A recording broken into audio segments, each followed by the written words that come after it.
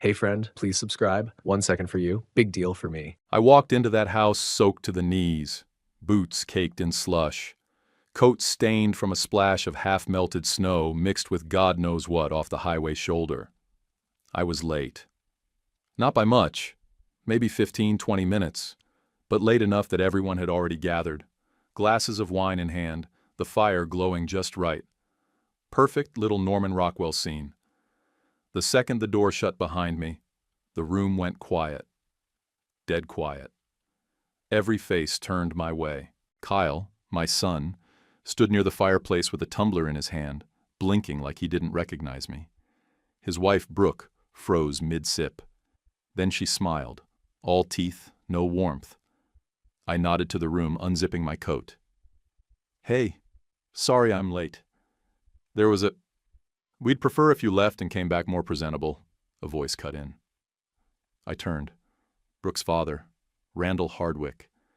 The man wore a burgundy sweater that probably cost more than my monthly rent. He looked me up and down like I'd dragged a dead raccoon into his marble foyer. A few people chuckled under their breath. A woman in pearls and some guy with slicked-back hair exchanged a look. Kyle set his drink down fast. "Dad," I raised a hand. "It's fine." Wasn't fine. My jaw locked so tight I felt a pop in my ear. I could still smell engine grease on my fingers. I'd pulled over to help two women stranded on the side of I-89, one of them elderly, sitting in a dead SUV with her hands wrapped around a thermos. I didn't do it to be a hero. I did it because that's what you do. Or what I do anyway. Quick note, before we continue, share in the comments, how's your day going, and where are you joining from? And let's continue. I looked at Kyle, who suddenly found something very interesting in the rug. His wife stood close to him, perfectly still, like she'd rather I just vanished. Randall didn't say another word. Didn't need to. He'd made his point. I wiped a sleeve under my nose and kept my mouth shut. That was the moment it clicked. This wasn't an invite. This was a damn test. They never wanted me here. They just wanted a reason to say I didn't belong. A fork clinked against a wine glass, and someone muttered, "Well, this is awkward." Then, from behind me, a voice as smooth and cold as Vermont snow said, "Actually, I think we should hear what Ray did before judging how he looks." Everyone turned. Standing right in the doorway, just inside the house now, was the older woman from the SUV, calm as ever. Silver hair tucked neatly behind her ears, coat draped across one arm. Her eyes didn't blink once. Helen Hardwick, the matriarch herself. Her assistant, Anna, stood just behind her, clutching her purse tight, not saying a word. Helen stepped forward like she owned the floor. She probably did. Ray Miller helped get us here tonight. I think that deserves more than a fashion critique. Randall's face didn't change, but I caught a twitch in his temple. Brooke went pale. Kyle finally looked up at me, still unsure, still stuck somewhere between his father and the people who signed his mortgage. I didn't say a thing, just stood there, wet boots on tile, holding my breath. Helen turned her head toward the dining room and said, "Let's make room, shall we?" And just like that, I wasn't alone anymore. I followed Helen into the dining room, still dripping, still feeling the heat of every stare on my back. But as I walked, something settled in my chest. Not peace, not pride, nothing soft like that. Just a hard, cold click of understanding. I didn't end up in this house by accident. I'd been circling it for months, hoping for a damn crack in the door. 3 months back, I was just a tired, broke 47-year-old HVAC guy in Nashua. Widowed 4 years. The kind of broke where you hold your breath at the grocery checkout and pray your card clears. My van had rust spots the size of dinner plates. The fridge in my one-bedroom apartment buzzed like a lawnmower. I worked off Craigslist mostly. Emergency furnace calls, duct leaks, the kind of jobs that come in at 9 p.m. and pay cash under the table. No retirement, no insurance, just me, some busted tools, and a few buddies who'd let me crash on their couch if I ever missed rent. Melissa had passed in early spring 4 years ago. Ovarian cancer. Fast. Brutal. We'd been married almost 20 years, and I never figured out what to do with myself after she was gone. I tried. I kept working, but nothing really stuck. Kyle moved out not long after she passed. Too much grief under one roof, maybe. I didn't blame him for going. I blamed myself for not giving him a reason to stay. Then he met Brooke. She was all polish. Private college, international travel, straight teeth and soft hands. Her family ran Hardwick Manufacturing, had their name on plaques in half of Vermont. I met them once before the wedding, a short lunch at a country club where I spent more time hiding my hands under the table than talking. Randall shook mine like it was made of sandpaper. Brooke's mother, Lenore, had a smile like a receptionist, trained in saying no politely. I remember sitting there, sweating through my only clean shirt, thinking, they've already decided who I am. At the wedding, that feeling got worse. It wasn't a ceremony, it was a damn exhibit. Classical music, antique silverware, 6 kinds of wine I didn't know how to pronounce. People talked about board seats and Aspen, not sports or weather or anything I could fake my way through. I wore the same black suit from Melissa's funeral. Still had the dry cleaner tag folded inside the pocket. Randall introduced me like I was something Kyle picked up at a garage sale. Kyle's father. From New Hampshire. No first name, just a zip code. Brooke kept her distance. Always polite, never warm. The few times I visited after they got married, she offered coffee like a flight attendant. Robotic. Practiced. The one time I brought up Melissa, she changed the subject to their new backsplash tile. Kyle tried. I'll give him that. He'd call every couple weeks, ask about my work, mention some family event in passing. But he was careful. Careful in a way that told me he was navigating minefields. Careful in a way that made me wonder what Brooks said about me when I wasn't around. After a while, I stopped pushing. Figured I'd see him when I saw him. Then, out of the blue, Kyle called in mid-August. They want you to come this year. For Thanksgiving, he said. I paused. They? I asked, even though I already knew. He hesitated. Brooke's parents. Well, Helen mostly. That was the first time I'd heard her name in anything other than the family company context. Helen Hardwick, the matriarch, still on the board, still sharp from what I heard. I hadn't met her at the wedding. She was recovering from a surgery, or that's what they told me. Felt like she'd been kept from me on purpose. I could hear the strain in Kyle's voice, the tightrope walk of it. He wasn't just inviting me, he was warning me. They really want you to come, he said again. Really come. I leaned back in my chair, staring at the water stain on the ceiling above my kitchen light. What's that mean? Really come? You know, be part of it. Dinner, meet everyone. It'll be good. Just, try to keep it light. Keep it light. That's what you say when you're scared someone's gonna show up and ruin the illusion. I said yes anyway. I said it before I had time to think, before the smart part of my brain could remind me that these people had never treated me like family, not once. That they saw me as some grease-covered warning sign that Kyle hadn't fully scrubbed clean from his past, but I wanted in. Not for them, not even for Kyle, if I'm honest. For myself. I wanted one damn seat at the table where I didn't feel like a prop or a pity invite. I wanted to walk into a room and not feel like someone had to explain me away. So, yeah, I said yes. I thought maybe.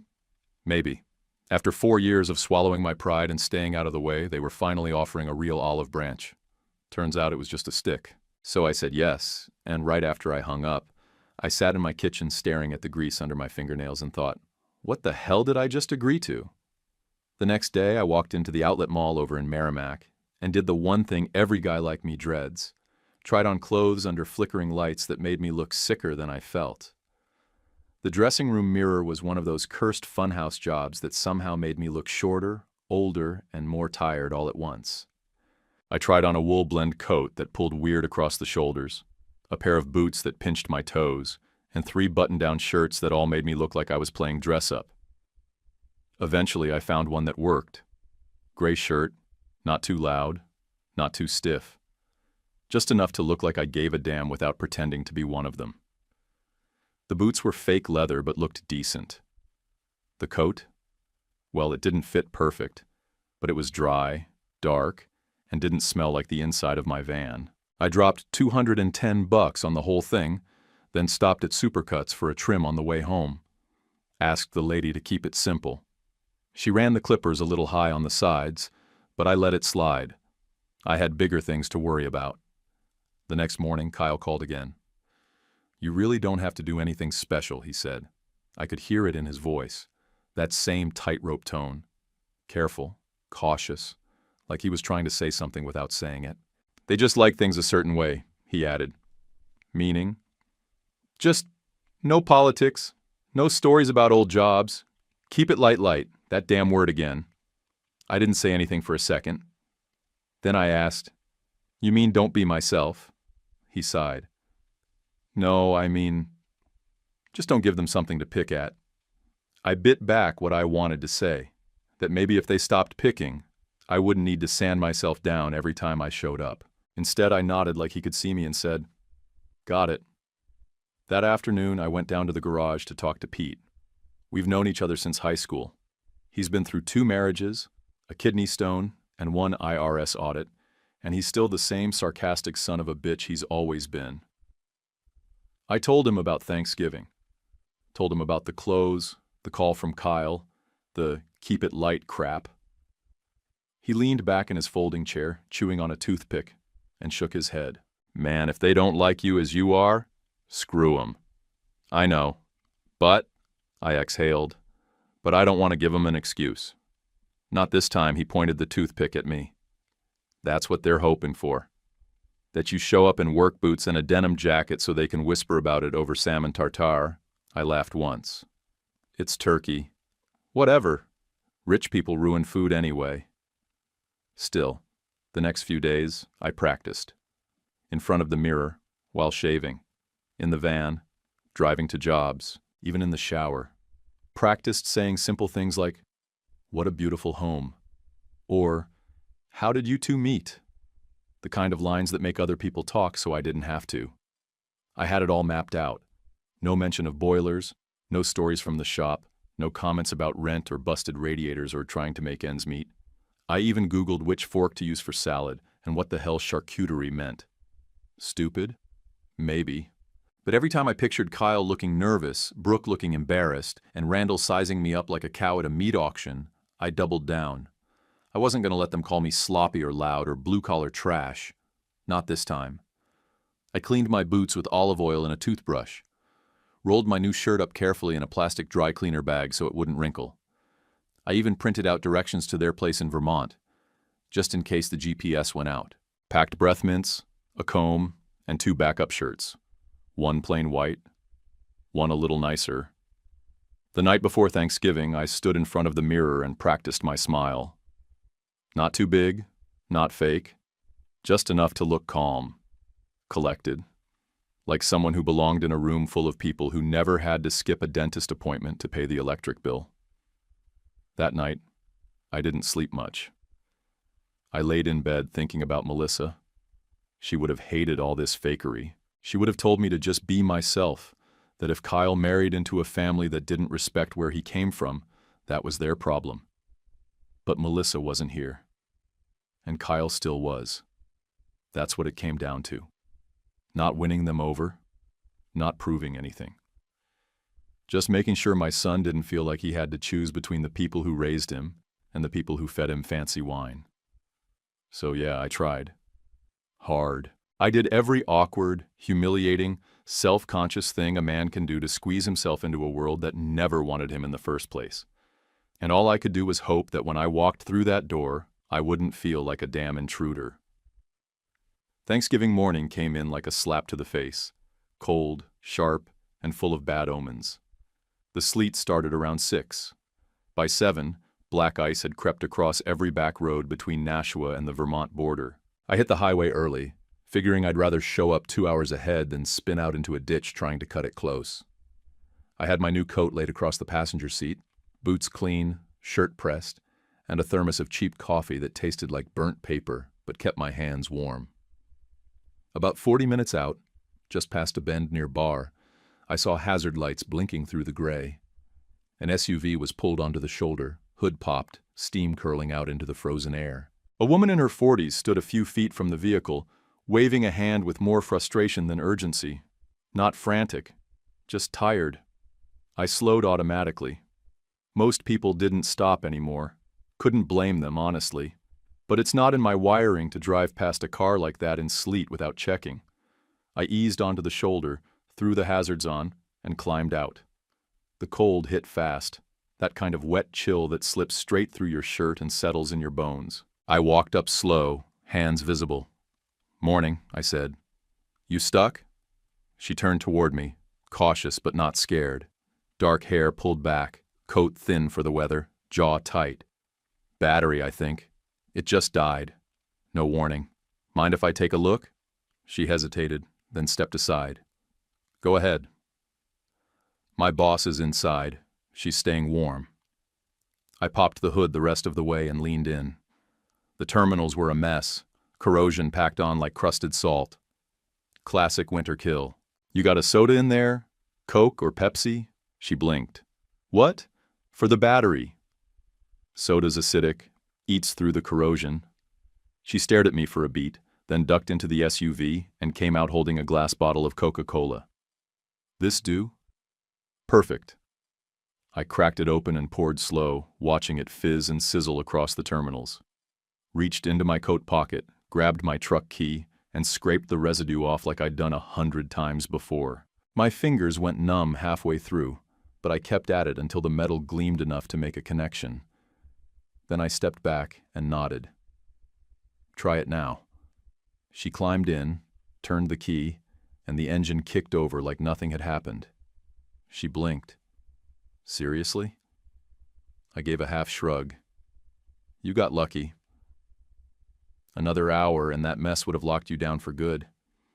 She stepped out and looked at me with something between disbelief and curiosity. "Most people wouldn't have stopped." "Yeah, well, I'm not most people." She smiled then. Not forced, not polite, just honest. "I'm Anna. Personal assistant to the woman in the back seat." I wiped my hands on my jeans and said, "Ray Miller." She tilted her head. "Kyle's dad?" Something changed in her face right then. Not fear, not judgment, just a shift. Like a key had clicked into place. From inside the SUV, the passenger door creaked open, and the older woman stepped out. Not rushed, not weak, just calm, measured. Silver-gray hair in a tight bun, big eyes that missed nothing. She looked me up and down without flinching. "Ray Miller?" I nodded. "Yes, ma'am.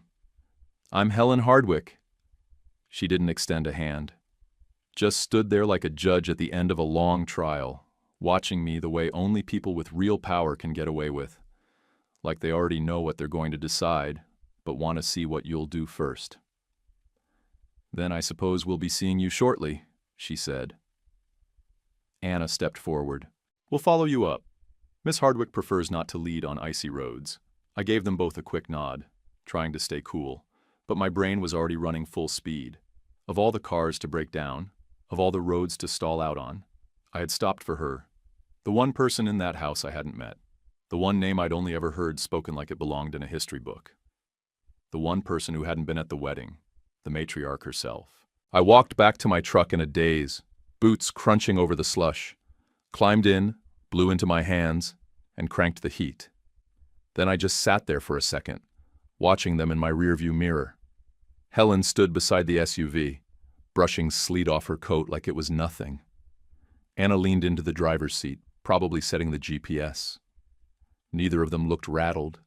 They looked like people used to storms, weather or otherwise. I pulled back onto the road first, taking it slow. My tires slipped a little at the turn, but caught just in time. Behind me, the SUV followed steady, headlights holding just enough distance. And right then, driving through sleet toward a house full of polished glass and hidden knives, I realized something. I'd spent weeks worrying how to prove myself to these people. Turns out, I already had. Was it fate or just luck that Ray stopped for Helen?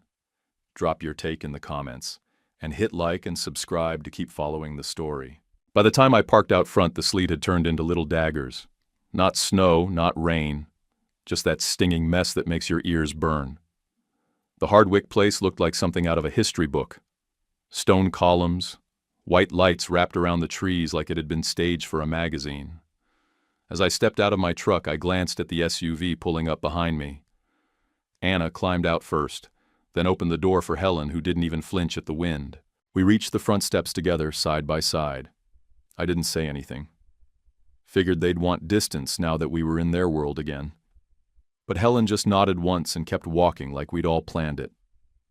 Inside, the warmth hit fast. Wood floors, chandelier glowing above a wide staircase, smell of roasted turkey and some herb I didn't recognize. A man in a crisp black vest stood by the coat rack. Butler, probably. He blinked at me and Anna arriving together like someone had handed him the wrong script. Before he could speak, Randall's voice cut through the room from across the foyer. "Ray," he said, "you look weathered." I turned. There he was. Same burgundy sweater, same glass of wine, same smirk hiding behind polished manners, standing with a few of their guests near the entry to the formal living room. Brooke was perched on the edge of a high-back chair, legs crossed tight, wine glass held like a shield. Kyle stood behind her, shoulders stiff, expression unreadable. Helen stepped in before I could say a word. Her voice wasn't loud, but it landed heavy. "Ray helped get us here," she said. "Otherwise we'd still be on the side of the road." Silence. Brooke blinked fast, her smile faltering. Kyle stepped forward like he didn't know what to do with his hands. A couple of the guests, some woman in pearls, a guy with salt and pepper hair and a green velvet blazer, shifted where they stood. I gave a quick nod, suddenly aware that my boots were still wet and my coat had road salt down one side. My collar had flipped up without me noticing. Randall's eyes went straight to it. "You're welcome to change and come back when you're more ready," he said, almost gentle. And damn it, I almost agreed. I felt it in my throat. The instinct to nod, step outside, fix myself, come back when I didn't stick out like a nail in drywall. Then Helen raised her voice, not yelling, just turning up the volume enough to make sure everyone heard. "No, let him speak," she said. "I'd like the room to know what kind of man he is." Everyone stopped moving. I adjusted my coat and stepped forward. "Wasn't much," I said. "Just a little corrosion on the terminals." Poured some Coke on it, scraped it clean. A few people chuckled. One guy nodded like he actually understood what that meant. Helen turned to the room. It worked. Fast. And in the middle of a storm, he didn't hesitate to stop. I liked that I didn't know where to look, so I just kept my eyes on Helen. She had this calm about her. Not warm, not cold, just centered, like she didn't need to prove a damn thing to anyone in that house. Anna stepped to the side, hanging her coat. She didn't say a word, but I caught her glance as she watched the room, scanning, taking mental notes, not judging me, just seeing me. Randall coughed into his fist, clearly irritated. "Well," he said, clearing his throat, "we're glad you made it safely." Kyle moved over quickly. "You okay, Dad?" I nodded. "Fine. Just some ice." He looked relieved and awkward at the same time, like he wanted to say more but didn't know how. I could feel Brooke watching, could practically hear her grinding her teeth. "Can I get you anything, Mr. Miller?" the butler asked, finally breaking the tension. "No, thanks. I'm good." A few of the guests started whispering again, but not in that smug way from earlier. More curious now. I caught words like resourceful and quick thinking floating around. Helen moved past me toward the dining room, but not before clapping a light hand on my arm. "Come in," she said. "You've earned your place at the table." That hit harder than it should have. I followed her, boots leaving faint wet marks on the polished floor. No one stopped me. Kyle stayed close, talking low. "That was her, huh?" "Helen?" "Yeah." "And you helped her?" "I guess I did." He exhaled. That's not how I thought today was going to start. Me neither. We stepped into the dining room, and for once no one looked surprised to see me. A few nodded. Someone pulled out a chair. I sat down slowly, still bracing for the cold shoulder, still expecting someone to pull the rug. But it didn't come. The rug stayed. Anna floated in and out, managing details. At one point she refilled my water and said under her breath, "Good timing." I glanced up. "Luck?" She raised an eyebrow. "That what you're calling it?" I smirked. Better than calling it what it felt like. She gave the faintest nod and moved on. Brooke kept her distance. She smiled when spoken to, but she didn't look my way unless she had to. Randall stayed polite, but I could tell he was annoyed, not just by my presence, but by the shift in the room. He wasn't used to being outranked. And Helen? She sat at the head of the table, talking to everyone, but every so often her eyes landed on me. Not like I was being monitored, like I was being considered. For the first time in a long while, I wasn't just tolerated. I was noticed. And not because I'd forced my way in, because I'd earned it. I don't know exactly when it shifted, but somewhere between the oysters and the butternut squash soup, the room stopped pretending I wasn't there. A woman across the table, Stephanie, I think her name was, leaned in and asked how I knew Helen. I blinked, fork halfway to my mouth, caught off guard by the question. Before I could answer, Helen said, "He doesn't know me. Not yet. But he might understand me better than most of you." The way she said it made everyone pause for half a second. After that, people actually looked me in the eye when they spoke. One man, older, thick white mustache, wore a turtleneck like he thought it made him look intellectual, asked if I had a background in mechanical engineering. I almost laughed, but I caught myself. Instead, I said, "Nah, just 20-something years of heating and cooling work. You learn to read problems real quick when a mother of three's got no heat and it's 9 degrees outside."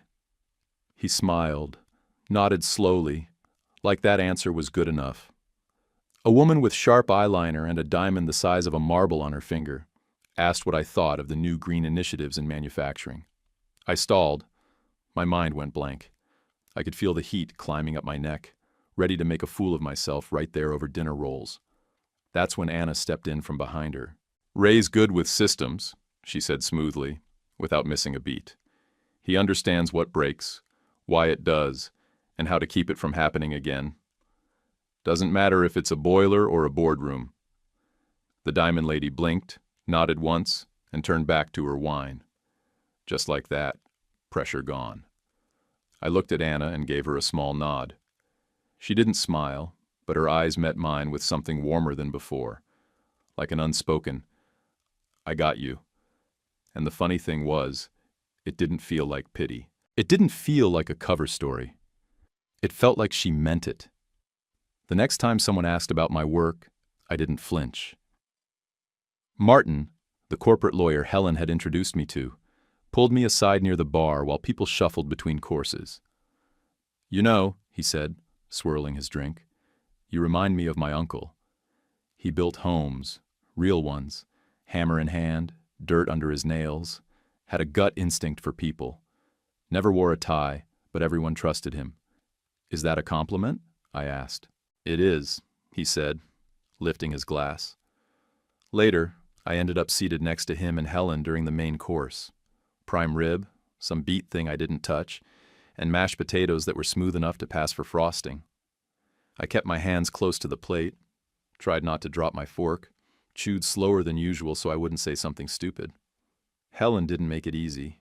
She started telling stories, not about ballrooms or charity events or Yale graduates. She talked about the early days of Hardwick manufacturing, back when it was just her and her late husband and a warehouse that flooded every spring. "I used to do everything," she said, sipping red wine like it was water. "Order forms, forklift driving, boiler maintenance, payroll, janitorial. The men on the floor called me boss behind my back and ma'am to my face." Martin chuckled. "You scared half of them, I bet." She nodded. Good. They respected what they feared. but they trusted what I could do. Then she turned her gaze to me. I liked men who did too, she said. Her voice wasn't flirtatious, but it landed heavier than anything she'd said all night. I held her stare for a second longer than I meant to. Still do? I asked. She didn't answer, just smiled slightly and turned back to her plate. That moment hung in the air like steam off hot pavement. Kyle, sitting farther down the table next to Brooke, kept glancing over like he didn't quite know what was happening. Brooke looked miserable, still sipping at the same glass of wine like she wanted to drown in it. Anna moved behind me again during dessert, checking on coffee refills and place settings, but I caught her slowing as she passed. She placed a hand lightly on the back of my chair for balance, or maybe not, and whispered, "Doing fine." "Yeah," I murmured. "Better than fine," she said, then disappeared before anyone could hear her. No one asked me where I went to college. No one asked about politics or investments or vacation homes. They asked about people, projects, things that needed fixing. And for the first time in a long damn while, I had answers they actually wanted to hear. A guy near the fireplace asked how I'd learned to work on engines without formal training. I told him my first job was changing oil at 16, and my boss had a stroke during a blizzard, so I ran the shop for 3 weeks with duct tape, coffee, and a plunger. Someone laughed. I wasn't sure who. Helen tapped her wine glass once, just loud enough to reset the conversation. "I like this," she said, mostly to Martin, but loud enough for the room. People who say what they mean. People who've done something. Brooke froze mid-sip. Randall looked at her, then at Helen, then at me. He didn't speak.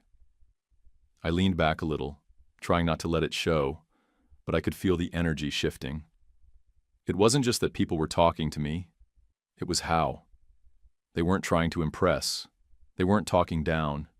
They were meeting me where I stood. And for the first time since I'd walked through that damn door, I didn't feel like a project. I felt like a person.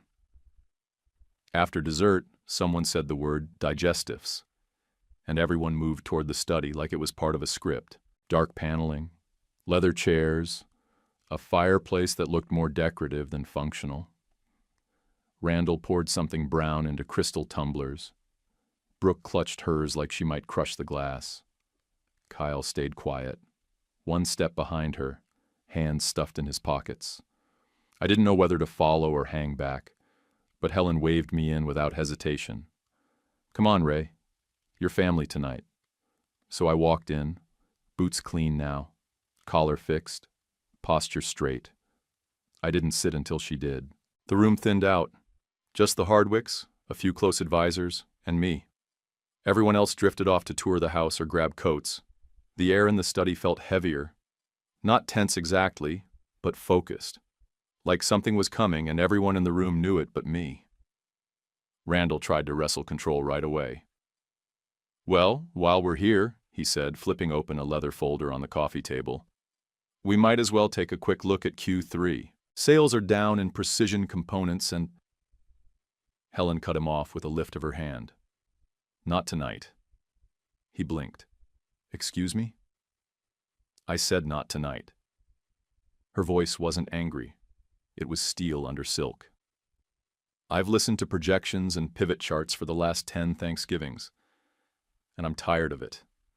This company forgot what built it. Integrity, service, action."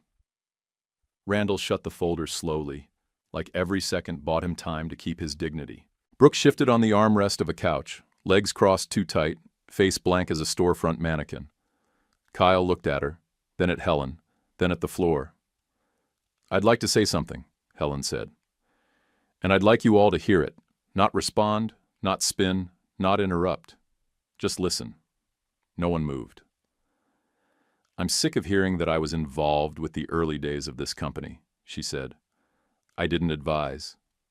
I didn't observe. I built. From the first contract to the first loan. Every supplier was mine. Every problem I solved, not with capital. With action." The room went still. Martin leaned forward a little, but Helen didn't look at him. Her eyes were on Randall. "Elliot was a good man," she continued, referring to her late husband. But he was a visionary, not an operator. And after he died, you— She nodded toward Randall. Turned this place into a spreadsheet factory. Safe, tidy, lifeless. Brooks' jaw tightened. Kyle opened his mouth, then shut it again. Helen kept going.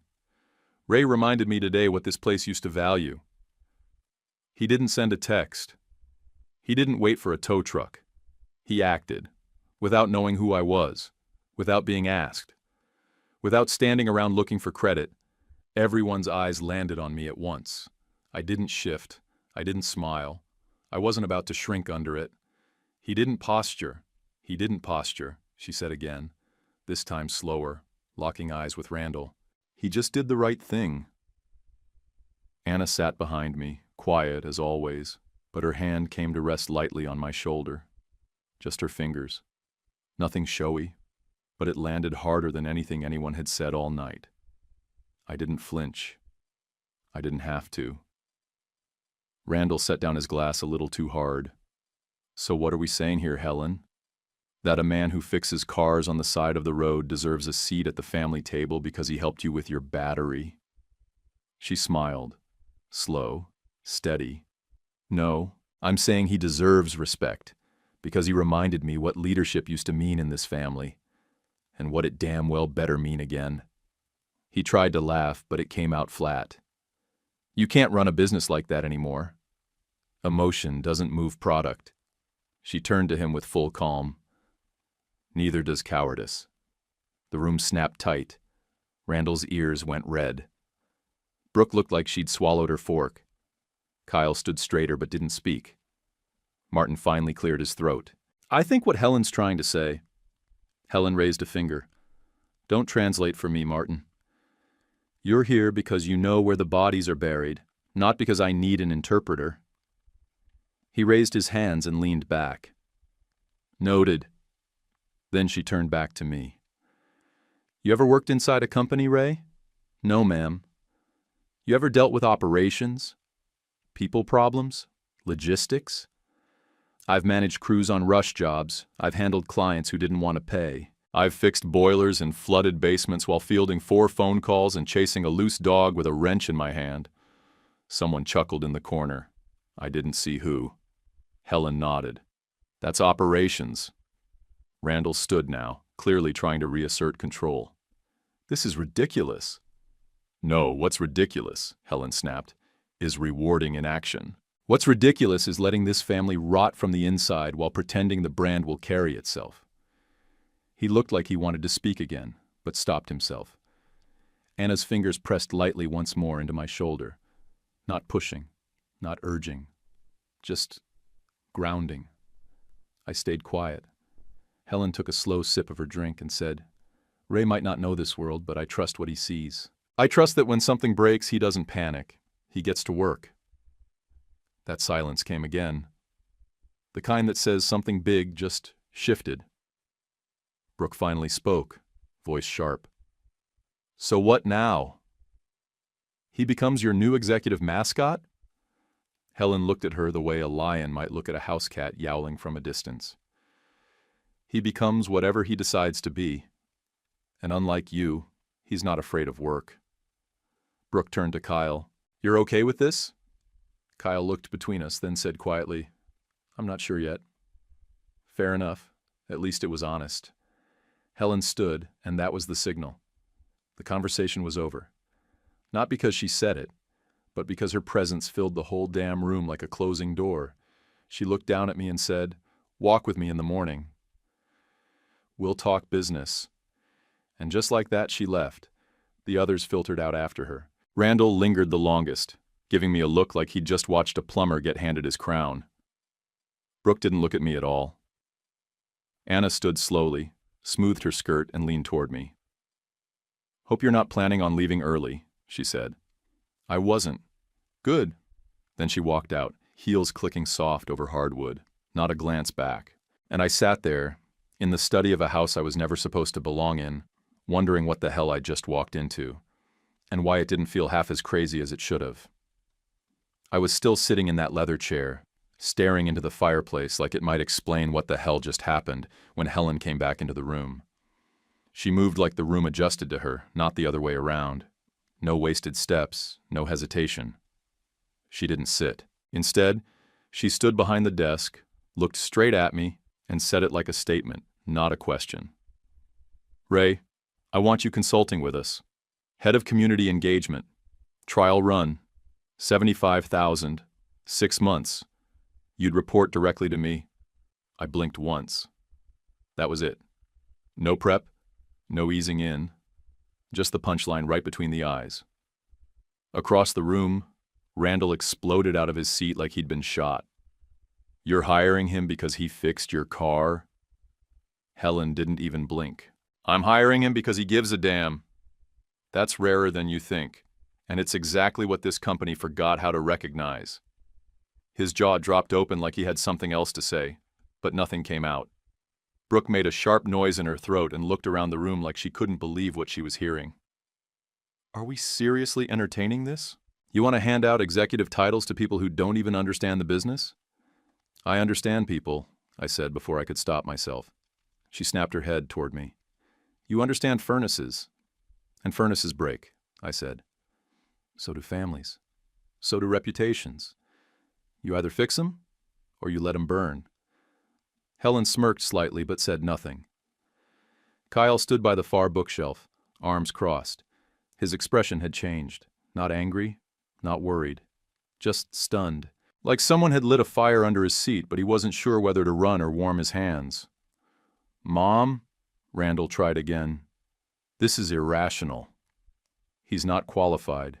This makes us look weak. Desperate." "No," she said, calm and cold. "It makes us look human." Randall turned to Martin for backup, but the old lawyer just gave a small shrug and looked away. Then Anna stepped forward. She didn't speak, just walked across the rug toward me and slid a yellow legal pad onto the desk. On the top sheet, in neat handwriting, was a short note.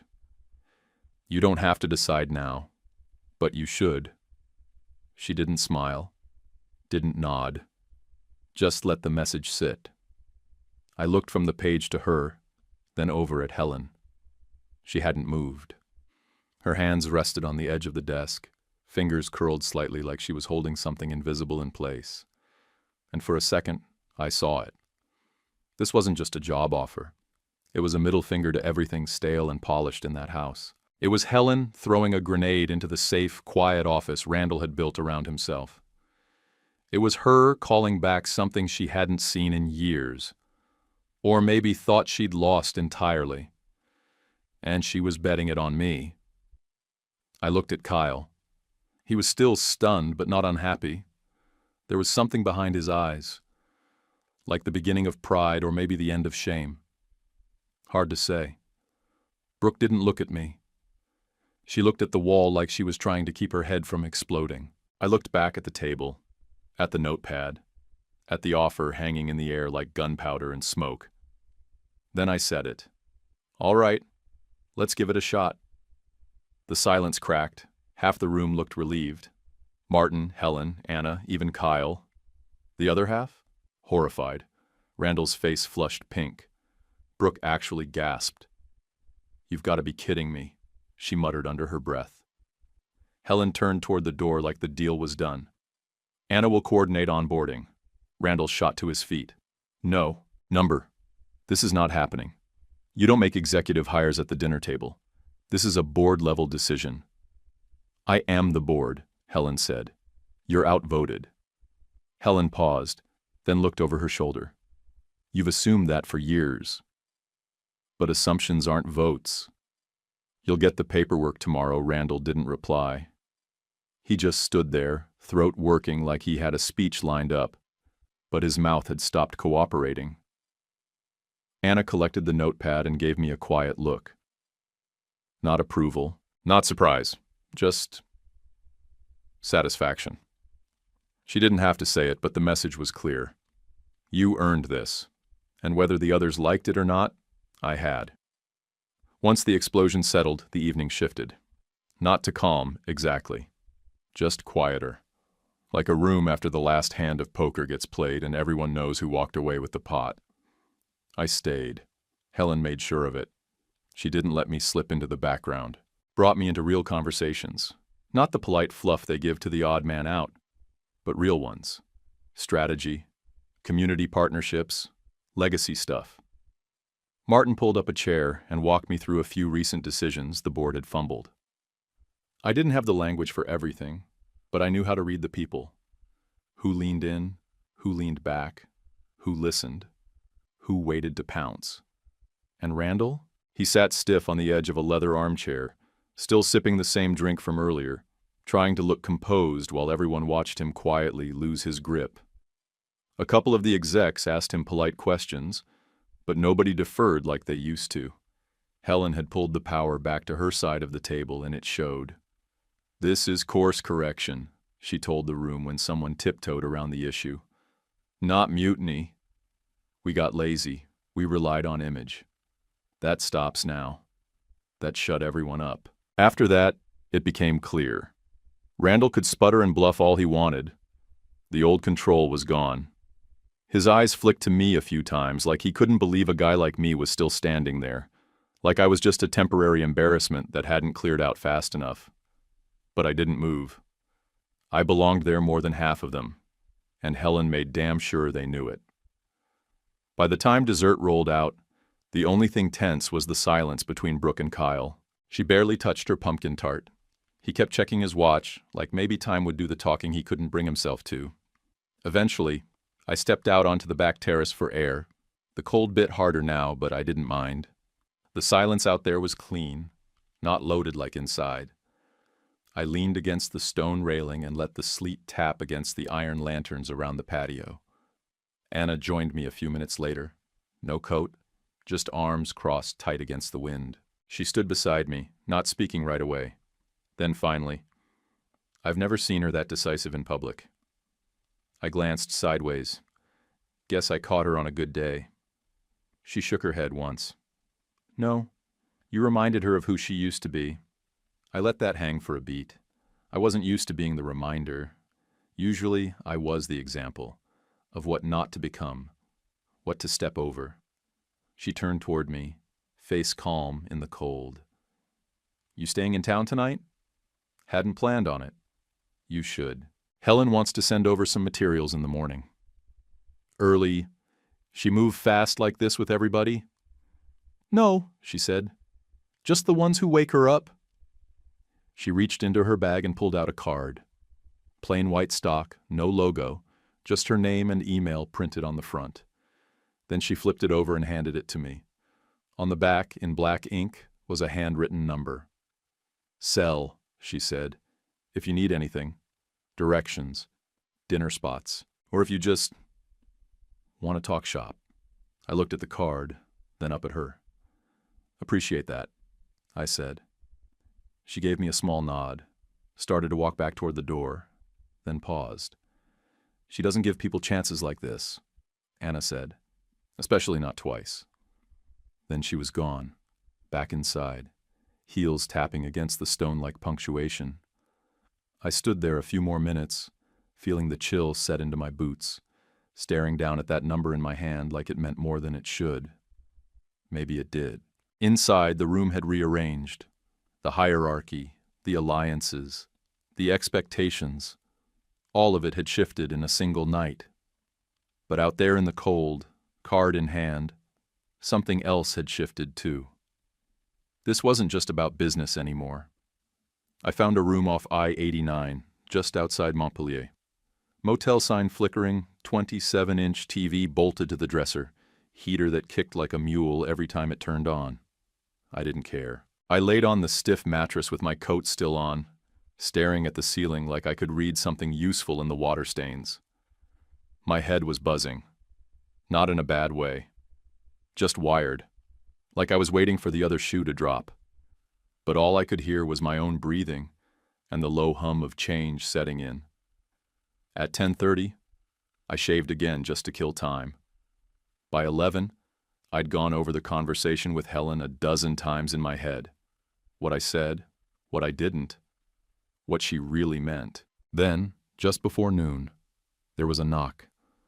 I opened the door, and there she was, Anna, standing there in a black coat, snow in her hair, folder under one arm, and 2 coffees in her hands. "Helen sends her regards," she said, holding out the drinks. I took one and stepped back to let her in. She walked in like she'd been in worse places and didn't care that the carpet smelled like bleach and desperation. She handed me the folder. "Company overview, org chart, last 2 community reports," she said, and I added some notes of my own. "Hope you don't mind, not at all." We sat. I took the one chair by the little desk. She took the edge of the bed. We didn't talk for a while, just drank coffee and listened to the hum of the heater. Then she said quietly, "Tell me about Melissa." I looked at her, half expecting to feel that old wave of pain, but it didn't come the same way this time. So I talked. Not a long speech, just enough. Told her about how we met, how she liked horror movies and hated mornings, how she was tough as nails through the whole damn illness, how Kyle never really recovered after she passed, and neither did I. Anna listened without fidgeting. No sympathy face, no nodding for the sake of it. Just listened, like the story had weight. When I stopped, she didn't fill the silence right away. Just let it land. Then she said, "You're not what I expected from Kyle's dad." I gave a soft chuckle. "Neither are you." That made her smile, the real kind. Not polite, not office small talk, the kind that cracked something open between us. Nothing loud, nothing obvious, just honest. She looked down at the folder, tapped it once like it reminded her why she came. Then she stood, walked to the door. Before opening it, she turned around, halfway between here and out there. "You got dinner plans?" I shook my head. "Now I do." She smiled again, softer this time, and left without another word. The door clicked shut, and I stood there, still holding the coffee, still staring at the space she'd just been. I didn't need to check the folder, not yet, because something had already landed. I hadn't just fixed a dead battery. I hadn't just walked into a world that tried to keep me out. I'd found my footing inside it, and maybe, just maybe, I'd found someone who actually saw the man I'd been all along. Question for you, friends. Did Anna show up for business? Or something more? Let me know in the comments. If you like the story, hit like and subscribe. It's just one click, but it means a lot to us. YouTube picked this for you. Tap it. Let's see if they guessed right.